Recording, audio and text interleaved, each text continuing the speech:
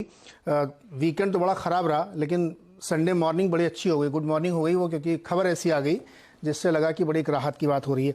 तो आप लोगों का कितना डिपॉजिट है वहाँ पे जो आपकी 2 सब्सिडरीज के जरिए है? हमारा दो सब्सिडरीज के थ्रू 64 करोड़ रुपीस का डिपॉजिट है एसवीबी में। ओके, तो अब ये जैसा कह रहे हैं कि पूरा आपको वहाँ से वापस मिल जाएगा, एक पैसा भी फंसेगा नहीं, राइट सर? हाँ जी, ये ओवरनाइट अनाउंसमेंट आया है सेनेटर येलेन से कि यूएस गवर्नमेंट डिपॉजिटर्स को पूरा प्रोटेक्ट करेगी, जो हाल में काफी अच्छा न्यूज़ है हमारे लिए। बट इसके अलावा भी नज़ारा काफी स्ट्रांग कंपनी है। हमारे इस पैसे के अलावा 600 करोड़ हमारे बैलेंस शीट पे है और हम प्रॉफिटेबल बिजनेस है। तो ना तो ये सब्सिडरीज हमारी या नज़ारा पे कोई बिजनेस इम्पैक्ट है, और अगर हमारा ये पैसा पूरा वापस आता है तो बहुत ही अच्छी बात रहेगी। दोस्तों, अगर आप बाज़ार में अपना पैसा इन्वेस्ट करना चाहते हैं तो अभी जुड़े एंजल ब्रोकिंग के साथ में, क्योंकि यहाँ आपको मिलती है एक अच्छी एडवाइस और भरोसेमंद सर्विस, और यहाँ अकाउंट ओपन करना भी है बिल्कुल फ्री ऑफ कॉस्ट। तो आज ही जुड़े एंजल ब्रोकिंग के साथ में। अकाउंट ओपनिंग लिंक डिस्क्रिप्शन में है, आज ही अपना अकाउंट ओपन कराएं। ओके, अच्छा, आप लोगों की अब चूंकि खबर आने के बाद कुछ चर्चा हुई वहाँ से, क्या हो रहा है वहाँ पे? ओवरनाइट स्टेटमेंट है, तो हम भी एनालाइज कर रहे हैं। बट जितना मुझे समझ में आया है कि ये जो एसवीबी का फॉल आउट था, ये कंटेजियन काफी दूसरे बैंक्स पे भी निर्भर होने वाला था। ऑलरेडी आपको सुनने में आया होगा कि एक सिग्नेचर बैंक न्यूयॉर्क बेस्ड में और सेम प्रॉब्लम हुई है। तो मेरे ख्याल से यूएस गवर्नमेंट ने ये कंटेजियन को स्प्रेड करने को प्रिवेंट करने के लिए ये एक्शन लिया है कि एक अश्योरेंस दी है कि बैंक्स के जो डिपॉजिटर्स है वो प्रोटेक्टेड है। एंड उससे क्या एसवीबी के डिपॉजिटर्स भी पूरी तरह अगर प्रोटेक्ट होंगे तो सभी कंज्यूमर्स को, सभी कस्टमर्स को एक कॉन्फिडेंस आएगी। इस कारण से ये एक्शन लिया गया है। डेवलपिंग स्टोरी है काफी, हमें भी समझ में आ रहा है, हम लोग फॉलो कर रहे हैं। तो 1 या 2 दिन में और पूरी क्लैरिटी मिलनी चाहिए कि नज़ारा को अपने 64 करोड़ रुपीस कभी वापस मिलने चालू होंगे। वो आई थिंक 1-2 दिन में हमें और क्लैरिटी इसमें मिल जाएगी। ओके, 3 बैंक एक्चुअली नीतीश, ये सिग्नेचर है और सिल्वर गेट है और ये सिलिकॉन वैली, और तीनों के बारे में सरकारी कह रही कि जो डिपॉजिटर्स हैं उनको प्रोटेक्ट किया जाएगा। बावजूद इसके कि ये जो एसवीबी बैंक है इसने बहुत कम इंश्योरेंस प्रोटेक्शन ले रखा था। आपका जो एसवीबी बैंक के साथ लेन देन है वो सिर्फ डिपॉजिट का था कि आपने वहां से कुछ कर्जा भी ले रखा था? किस तरह के और आपके ट्रांजेक्शन उससे होते थे? नहीं, हमारा कुछ कर्जा नहीं है उनके साथ।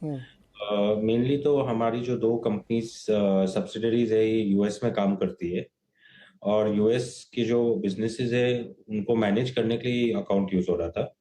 तो वर्किंग कैपिटल के लिए यूज होता है, वेंडर पेमेंट्स के लिए यूज होता है, और रेवेन्यूज के लिए यूज होता है।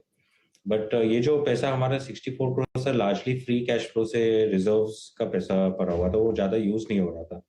इस कारण हमारा वर्किंग कैपिटल, ये कंपनीज का बिजनेस ऑपरेशंस कुछ इम्पैक्टेड नहीं है। और दोनों ही ये जो हमारी सब्सिडरीज है काफी प्रॉफिटेबल है, कैश फ्लो जनरेट करती है, तो इस पैसे के ऊपर निर्भर नहीं है इनका काम। ओके, नीतीश, एक चीज सुनने में आई थी कि बहुत सारे जो फंड देने वाली कंपनीज हैं, फंडर हैं, वाई कॉम्बिनेटर जैसे बहुत सारे लोग, वो इस बात के लिए इंसिस्ट करते थे कि एसवीबी बैंक में या लोग खाता खुलाइए। ऐसा क्यों करते थे? एसवीबी बैंक कुछ 40 साल से ये टेक इंडस्ट्री के साथ काफी काम करता है, और काफी पार्टनरशिप है उनकी यूएस के जो वीसी कंपनीज है के साथ काफी पार्टनरशिप है, और वो टेक कंपनीज को काफी इजी ऑनबोर्डिंग, ऑन रैंपिंग करता है, स्पेसिफिक सर्विसेज ऑफर करता है। इस कारण मुझे लगता है कि काफी समय से वो एक ऐसे बैंक हो गए, गो टू बैंक हो गए पूरे यूएस टेक इंडस्ट्री के लिए। एंड बिकॉज इंडियन स्टार्टअप भी काफी यूएस फंड्स के साथ काम करते हैं, तो जो इंडियन स्टार्टअप्स को यूएस में बैंक अकाउंट खोलने की जरूरत रहती है तो वो ज्यादातर एसवीबी के पास ही जाते हैं। अच्छा नीतीश, एक बड़ा ऐसे ही हल्का सा सवाल मन में आ रहा है कि जब ये खबर आप लोगों को मिली तो आपको बड़ा झटका लगा होगा कि अरे यार, इसके बारे में तो हमने सोचा नहीं, तो AAA रेटेड और बेस्ट बैंक और टॉप 16 में शामिल बैंक, और ये कैसे हो गया? तो कुछ आपको आश्चर्य हुआ था या ऐसा अंदाजा था कि ये तो वैसा ही बैंक है? नहीं, जो एसवीबी है उसका रेपुटेशन काफी स्ट्रांग है, और हाल में ही फोर्ब्स ने उनको एक यूएस का टॉप बैंक लिस्ट करा था। और हम ज्यादातर नज़ारा में हमारा रिस्क मैनेजमेंट काफी केयरफुल रहता है, तो हम काफी सरप्राइज थे कि एसवीबी में ऐसा सिचुएशन क्रिएट हुआ। पर इससे ज्यादा मोर इम्पोर्टेंट बात है कि हम नज़ारा इस तरह से चलाते हैं कि वो काफी रेजिलियंट प्लेटफॉर्म है, काफी रेजिलियंट कंपनी है और ऐसे शॉक्स लेने के लिए तैयार रहती है। वो कैपेसिटी है हमारे में कि ऐसे शॉक्स हम अब्सॉर्ब कर पाए और हमारा बिजनेस चलाते रहे। ये एक अच्छा टेस्ट है हमारे लिए भी, और भी हम रिस्क मिटिगेशन कैसे कर सकते हैं हम थोड़ा फोकस करेंगे उस पर आगे चलते हुए। पर एक स्ट्रेस टेस्ट आप बोल सकते हैं नज़ारा के है, और हम काफी कंफर्टेबल है इसको लेके। बिल्कुल। नज़ारा अपना स्ट्रेस टेस्ट करेगा और 3-4 बैंकों में खाता खोलेगा। अब ये एक बैंक में ना कंसंट्रेशन का रिस्क नहीं होगा। नीतीश, एक सवाल ये जो कि आप लोग इस सेगमेंट में बहुत लंबे समय से काम करें, मैं समझना चाहता हूं कि स्टार्टअप इकोसिस्टम पे इस पूरी घटना का क्या असर होगा? क्या फंड में थोड़ी दिक्कत आएगी? लोगों का विश्वास थोड़ा हिल गया है, लोग थोड़ा रिस्क अवर्स हो गए हैं, ब्याज दरें बेइंतहा बढ़ रही, तो कॉस्ट ऑफ फंड भी बहुत महंगा हो गया है। तो इसका पूरे स्टार्टअप इकोसिस्टम पर क्या असर होने वाला है? आप अगर देखिए तो ऑलरेडी एक स्टार्टअप फंडिंग विंटर की काफी बात चल रही है पिछले एक साल से। इंडिया में भी आपने देखे काफी लॉस मेकिंग स्टार्टअप्स ने ले ऑफ्स करे हैं, कॉस्ट ऑप्टिमाइजेशन करा है, उनके इन्वेस्टमेंट्स रेजिंग कैपेबिलिटीज थोड़े स्ट्रेस में आए हैं। तो ये एसवीबी में जो अभी हुआ है, इससे पक्का additional stress and additional contagion startup world में जरूर आएगा। ओवरनाइट जो यूएस गवर्नमेंट ने स्टेप इन कराया, अगर वो नहीं करते तो मेरे को लगता है कि बहुत ही खतरनाक सिचुएशन डेवलप हो जाता। ये इंटरवेंशन से थोड़ा फायदा होगा, थोड़ा कंफर्ट आएगा, बट मुझे लगता है कि एटलीस्ट 2023 ये साल सब स्टार्टअप्स को थोड़ा एक शांति से काम करना है, कंसोलिडेट करना है और अपने ऑप्टिमाइज्ड वे में काम करना है। ये बहुत इंपॉर्टेंट रहेगा। जो स्टार्टअप्स 23 को देख सकते हैं, उसको क्रॉस कर सकते हैं, होपफुली 24 से माहौल थोड़ा इम्प्रूव होना चालू करेगा। एटलीस्ट एक कंजर्वेटिव व्यू लेके स्टार्टअप्स को काम करना चाहिए, इज माय एडवाइस।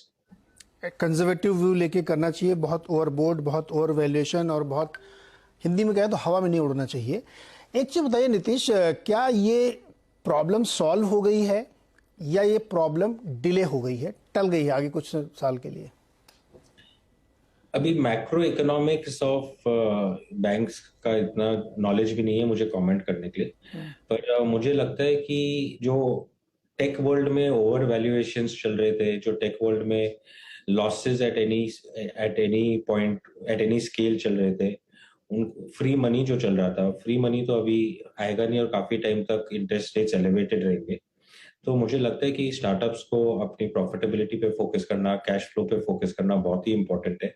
इंडिया में स्टार्टअप की अपॉर्चुनिटी बहुत ही लार्ज है और मैं काफी बार बोल चुका हूँ कि अगले आते हुए डेकेड में इंडियन स्टार्टअप्स वर्ल्ड के one of the best performing asset classes बन सकते हैं।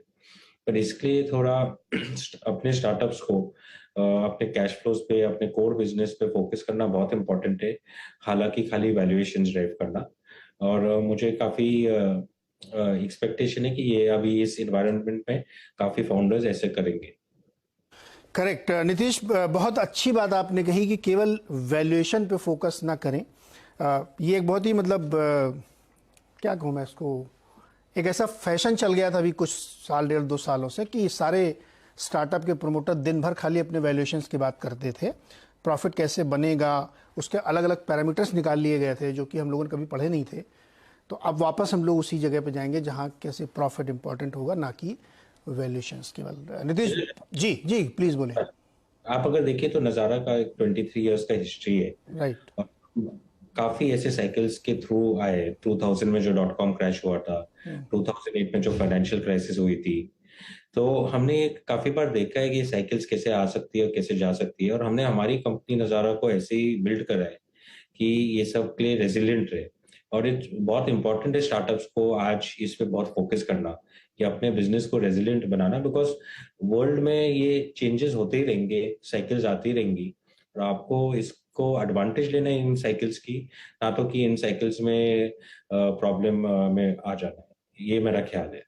बिल्कुल सही ख्याल है आपका नीतीश, इसीलिए मैं कह रहा हूँ कि अब जो है बहुत सारे लोगों को ये रिथिंक करना पड़ेगा। और जैसे नज़ारा ने बात रखी नीतीश ने कि प्रॉफिटेबिलिटी, रियलिस्टिक होना, रेजिलियंट बिजनेस ठीक करना सबसे ज़रूरी है। बहुत बहुत शुक्रिया सर हमारे साथ जुड़ने के लिए। और नज़ारा के ऊपर कोई असर नहीं है क्योंकि उनका पूरा पैसा वापस मिल जाएगा 1-2 दिन में। डिपॉजिट जो फंसा हुआ 64 करोड़ का, उसमें कोई दिक्कत नहीं आएगी। 500